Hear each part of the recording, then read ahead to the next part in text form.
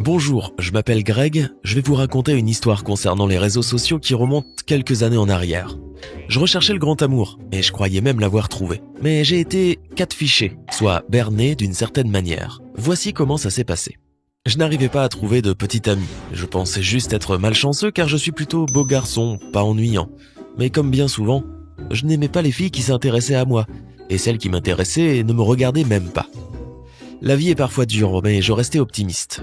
Donc, comme tous ceux qui n'y arrivent pas dans la vraie vie, je suis entré dans le monde merveilleux des sites de rencontres. C'était plutôt amusant.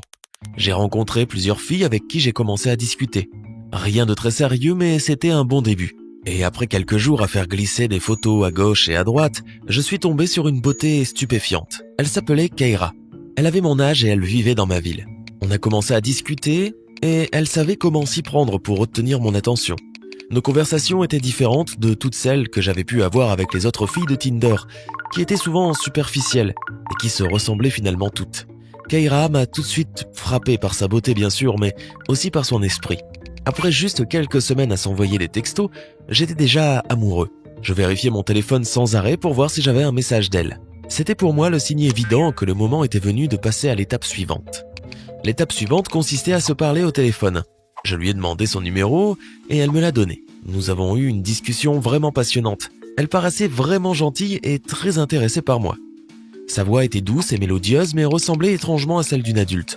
Cependant, c'était normal pour une fille aussi mature, même si elle était une ado tout comme moi. À chaque fois que je l'appelais, elle répondait toujours et nous avions de longues discussions.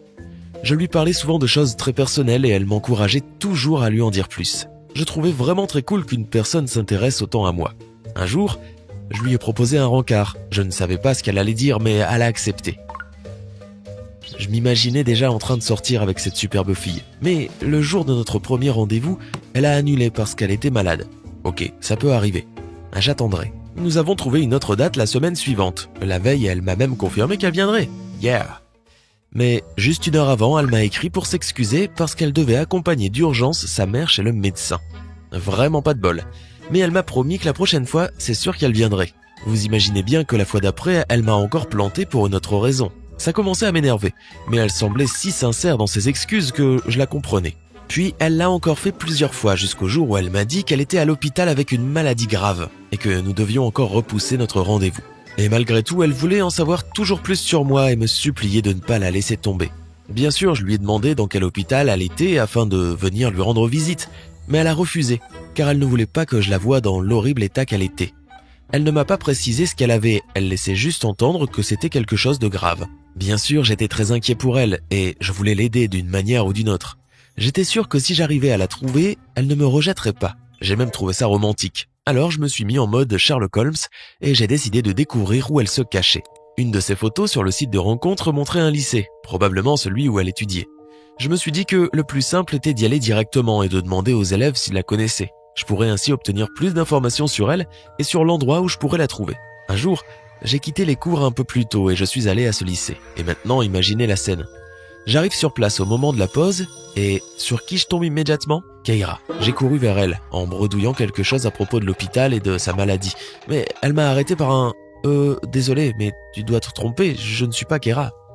Je lui ai montré ses photos sur mon téléphone. Elle a reconnu que c'était bien ses photos, mais qu'elle s'appelait Bella et qu'elle n'avait jamais utilisé d'application de rencontre. Oh mon Dieu, j'ai été catfishé.